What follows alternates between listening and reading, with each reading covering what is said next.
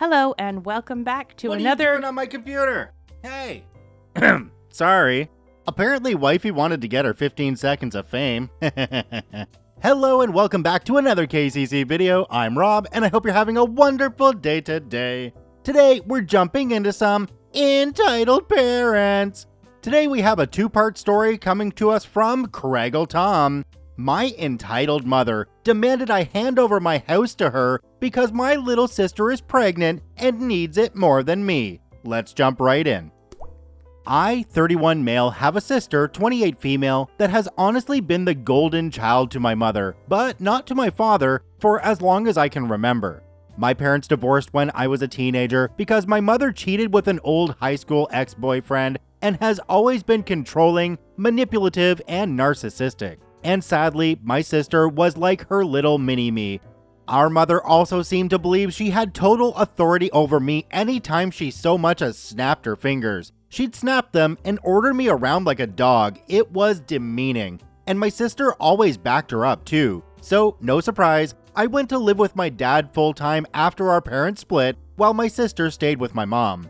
The two of them were very alike, and both pretty much stopped speaking with my father unless it was about money. Though I'm more like my dad. My father was very business-oriented and started teaching me how to do his line of work as soon as I was 16. I got pretty good at it, and after 12 years of working for my father, I was made a partner in his company. Things were great, but then about 8 months ago, tragedy struck. My father had become somewhat immunocompromised due to being a heavy smoker for much of his life and died at only 60 years old after he caught COVID-19. I met my mother and sister for the first time in years after we had a socially distanced funeral for my father over a video call. My father was cremated by his own request and buried at a local cemetery, so there was no body or casket. My sister seemed to grieve, but my mother looked indifferent the entire time, though I honestly was not surprised. The last time she saw my father, she screamed at him that he owed her more money, and then threatened to sue him, to which he just laughed at her. He'd paid alimony and child support as long as he was legally mandated to, and no more than that, and he even put $30,000 towards my sister's college fund. But 10 years after the divorce, he was no longer legally required to send mom money anymore because of the judge's ruling, and she was by no means broke. She works the same job she has had for nearly 3 decades, fully owns the old family home we used to share, and even rents out 2 of the rooms in it to Airbnb regularly. She's by no means hurting for money. Sometime after the funeral, my dad's will was read. Apparently, he'd figured that if his heavy smoking didn't eventually do him in, something else would, and even joked about it in a pre-recorded video. I was pretty much willed nearly all of his assets, from most of his money to his business and home. He left my sister a car, 2015 Nissan Altima, and about $10,000 in cash. My mother only got $1,000 and a few other items that she'd been claiming were rightfully hers since the divorce. Beyond that, I got the rest, and my girlfriend now lives with me in the house my father passed down to me. My sister pretty much went from finishing 2 years of community college to living off her boyfriend and only working part-time online for several years. And during that time, she got pregnant, but suffered a traumatic miscarriage. I wasn't aware till after the funeral because we were practically no contact and no one else told me. When lockdown hit, her boyfriend's job started downsizing little by little, and eventually, he was only able to stay on part-time, which hampered hers and his finances to the point he was finally telling her she needed to look for better employment as well, since he was trying to find a second job.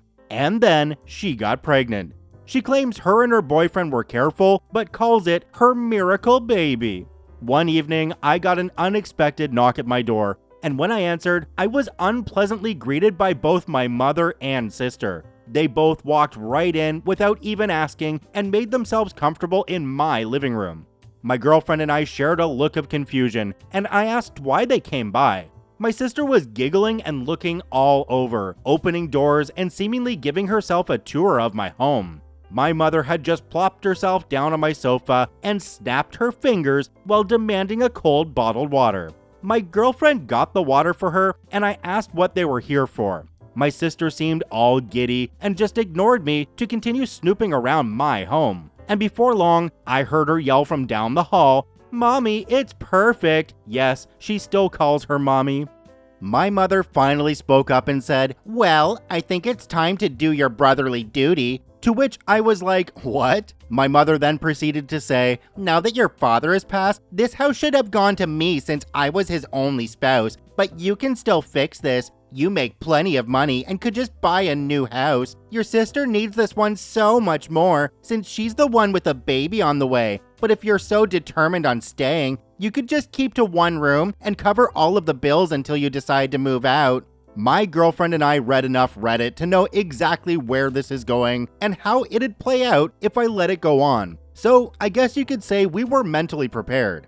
I took a deep breath and stated aloud, "That's not effing happening. You don't order me around, especially not in my own darn home. Yes, I make plenty of money, but like Dad, I'm gonna save it for when I really need it. Not that you care." My mother started snapping her fingers at me like she used to and loudly stated, "Stop! I am your mother, and you will do as I say because I brought you into this world and I'm the one in charge here. And as far as you're concerned, I am God. That means when I say jump, you say how high. This house is rightfully mine, and your sister will live here. Consider this your formal eviction. But since I'm gracious, I'll give you 2 weeks to pack your bags and transfer the deed to me." In the back of my mind, I'm thinking, this can't be real. But then I just grabbed my cell phone and started dialing. My mother quickly stood up and yelled, "What are you doing?" And I retorted, "I'm doing what I should have done as soon as this crap started. I'm calling the cops to get you out of my effing house." She started swiping at me and managed to knock my phone out of my hands. Then she proceeded to try and stomp on it, but I was quick enough to snatch it up before she could. "That's effing it. If you don't leave, I will force you out myself." My mother proceeds to slap me across the face, and I returned the favor twice as hard backhanded. So much so, I ended up knocking her back down onto the couch. She held her hand over her reddening and smeared makeup face in total shock, and then yelled, "How dare you!" I went back to dialing on my phone and said that if she didn't leave, I would have police come and remove her by force. My sister came barreling in between us, holding her arms out and saying that I should just do the right thing for once in my life and be a good big brother. I snapped and said, "Oh really? I'm the bad sibling? Last I checked, I was the one who's had to work for a living since I was a teenager. I had to do all the chores in the house while you just sat on your butt playing video games or talking with your friends all day. And you used to steal my hard-earned money just to go out shopping after you spent all of your allowance. You're a complete mooch and a thief, so I don't owe you crap. Now both of you get out before I decide to dial this last number." My sister started to tear up, crying like a baby, and said, "Mommy, make him stop." My mother began hugging her and kissing her cheeks while giving me a death glare. Then she seemed to think she'd gotten smart and said, "You know, if you do call the police, I can just tell them that you hit me, and who knows, I could maybe say to everyone, you wanted to do a lot worse to a poor pregnant girl in need. I don't think that'd be a very good thing for your..." I cut her off with a raised hand and said, "Just stop. If you haven't noticed, my girlfriend over there has had her phone out recording almost this whole time, and that means we have recorded evidence of you assaulting me first and openly stating you'd lie to the police. I don't think that'd be so good for your reputation at your job or your little Airbnb." If looks could kill, my mother would have blew me up like a tactical nuke. But she quickly deflated and started dragging my crying sister out by the arm. My sister was somehow acting like a complete toddler and broke loose of our mother's grip to sit down on my porch step and have a tantrum. I just gave my mother a look and said, "Do you see now? This is the result of the spoiled way you raised her." She glared at me again, and then I was treated to a show of my mother trying to drag my sister off of my porch steps. But she latched onto the porch handrails and kept saying, "You promised me," over and over again. I let out a cackle and told them both from the door to never come back. My mother flipped me the bird and then went back to trying to drag my sister off the porch. It took a few minutes, but she finally got my sister to get up and leave with her by saying, "I am a cruel, heartless bee who will go to hell for this." I laughed some more and said that there's also a special place in hell for liars and narcissists who try to manipulate others to get their way. My mother clenched her fist and was about to say more when I just held up my smartphone again with it recording and said, "The clock is ticking, Mom. Get off my property." My mother then walked my sister to the car, gave me one last snooty look, and drove off. I thought that was the end of it, but letting things go was never something my mother would do. After a few days, I started getting messages from people I know and some relatives online. A lot of them were furious with me, but others just had questions about what was going on. I tried to check my Facebook, but couldn't see anything they were saying because my sister and mother both blocked me on their social media. But my girlfriend could still see everything because they kept their profile set to open. We screenshot everything and then printed some of it out. Both of their profiles had posts that called me a greedy, heartless bee who stole the house that was meant to be my sister's inheritance right out from under her by paying off the lawyer who handled Dad's will, which is a complete and utter lie, and they both know it. I called my lawyer, who was also my father's lawyer and a trusted family friend, and gave him copies of all the screenshots from Facebook and the video my girlfriend had recorded the day my mother demanded my house. He wanted to just write a formal cease and desist, but I wanted to take it further than that. And he sent them a letter I told him to write via express mail that had to be signed for, so I know they got it. My mother called me in an absolute fury the same day the letter was delivered.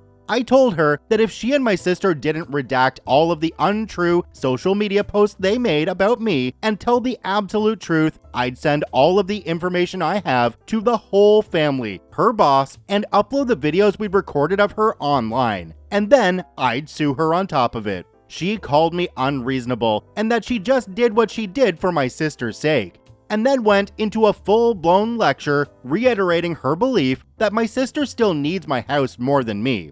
I bluntly stated I don't care what she thought, and if she didn't redact everything and tell the truth, I'd make sure her career would be over. She begrudgingly said, "Fine, you win, have it your way and keep the effing house," before hanging up the phone. That very evening, all of the lying posts disappeared from both their profiles. I was unblocked, and my mother gave me and everyone else a half-butted apology, claiming she jumped the gun with everything she said because she thought my sister needed my house more than me because she's broke and pregnant.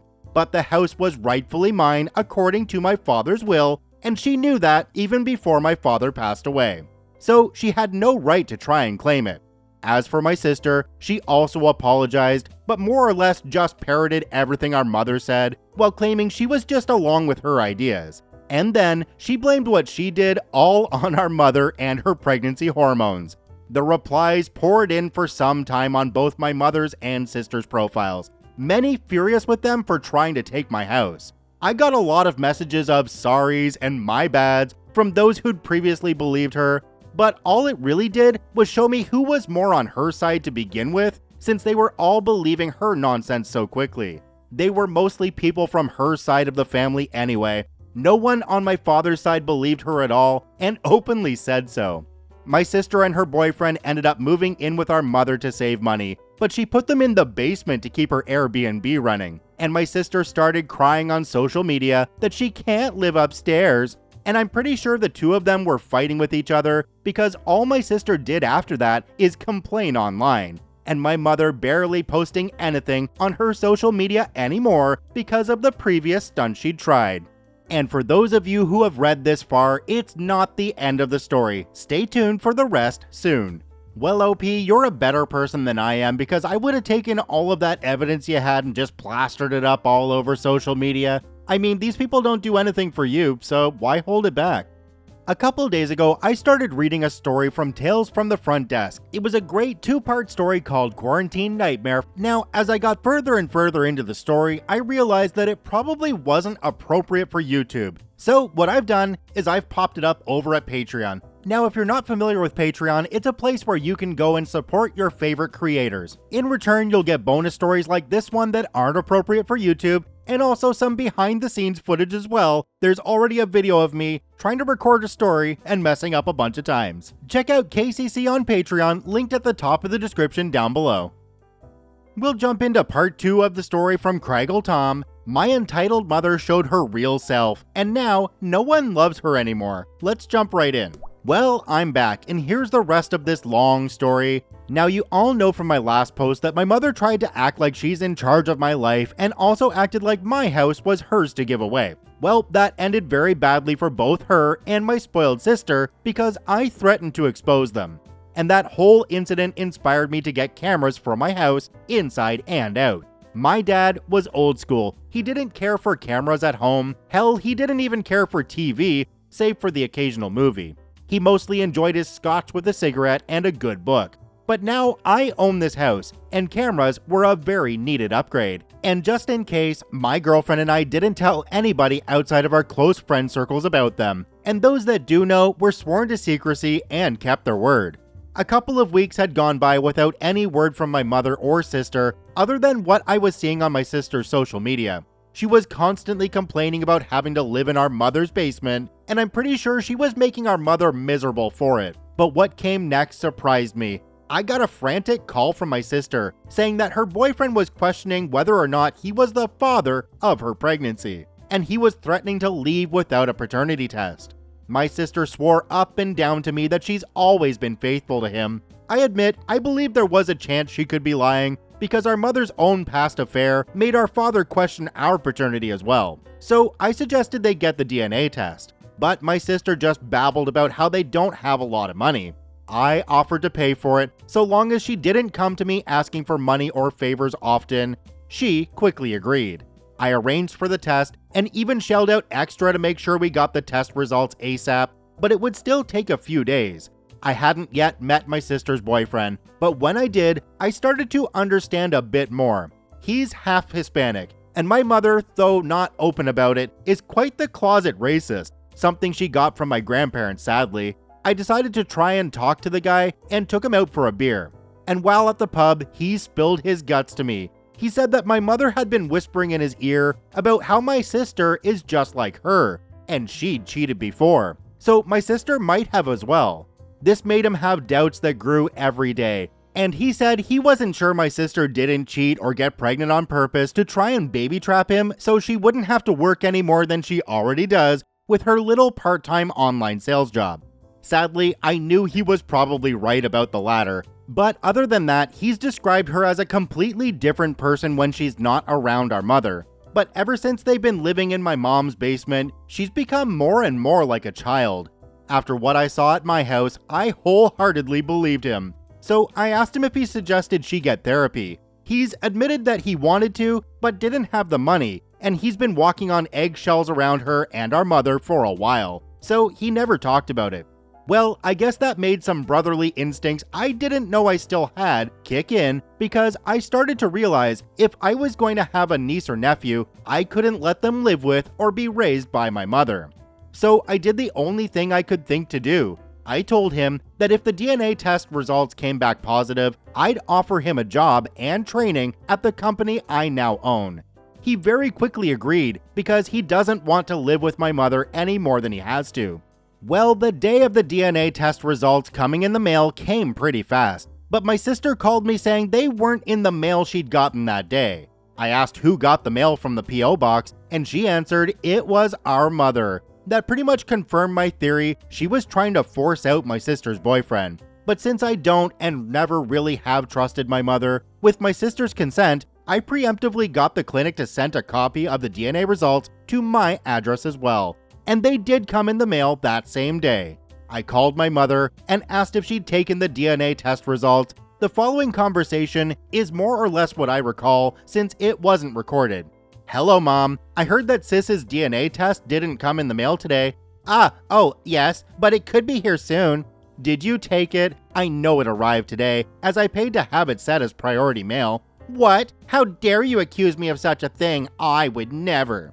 Okay then, I guess I'll just bring over the backup copy that was sent to me. Backup copy? Yeah, I had one sent to me as well the same day since I paid for it. Sis gave her okay and everything. I guess I'll just call her then and we'll meet up. Wait, that's not click. I hung up the phone and called my sister right away. I picked up my sister and her boyfriend from my mother's house and drove to a local diner restaurant. And there, we opened the envelope together. Sure enough, the test results were positive. My sister's boyfriend was so happy that he actually asked her if she'd want to marry him, and she said yes like half a dozen times. The little vindictive part of me was just waiting to see my mother's face when she got the news. But what happened next honestly shocked me. When I took my sister back home, hers and her boyfriend's stuff was in the process of being put out onto the lawn by a few men we didn't recognize. My sister froze with a look on her face I'd never seen before. Our mother came huffing outside in a rage while holding the DNA test results she claimed never arrived, and began verbally tearing into my sister. "How could you make a baby with that racial slur? I thought your dating him was just a stupid phase, but now you're gonna have his baby and marry him. I would have been sorta okay with having his little bee around if you weren't raising it in my home and racial slur wasn't around anymore," she said while pointing at sister's boyfriend. "But mommy, no buts, young lady. I demand you abort that little word I do not want to use from your belly right now or leave my house at once." Then she turned to me while snapping her fingers and said, "And you, I hope you're proud of yourself. I tried to make this family normal, but you wouldn't do as I say like a good son should. And now all my plans are ruined. You're all a bunch of racial slur." Meanwhile, my sister was on her knees in the grass and holding her belly crying, I can't. My mother then actually grabbed my sister's hair and was poised ready to take a swing at her. But one good glare from me and she froze in place and then rigidly lowered her arm. So she just let out a loud growl and stormed back into her house screaming, "She's your problem now, OP. I no longer have any children." That night, I put my sister and her boyfriend up in a hotel till a friend of my lawyer that works in real estate helped arrange an apartment for them ASAP. And like I promised, I gave sister's boyfriend a job. He's new and pretty much starting at the bottom rung, but he's a quick learner. It'll take a while, but I'll get him in a good position, and he's very happy to work for me. My sister is now in therapy paid for by my company's insurance and has already started to act more mature than I've ever seen her. She stopped referring to our mother as mommy and has even started talking about her the way I do. She came to me recently and said she's working harder now and told me I was right about her being a spoiled mooch, and she's gonna work hard to be a good mother and provide for her child. Her therapist seems to really be doing a great job. As for my mother, well, she actually drove up to my house in broad daylight when no one was home and broke several of my front windows with large rocks she had in a metal bucket.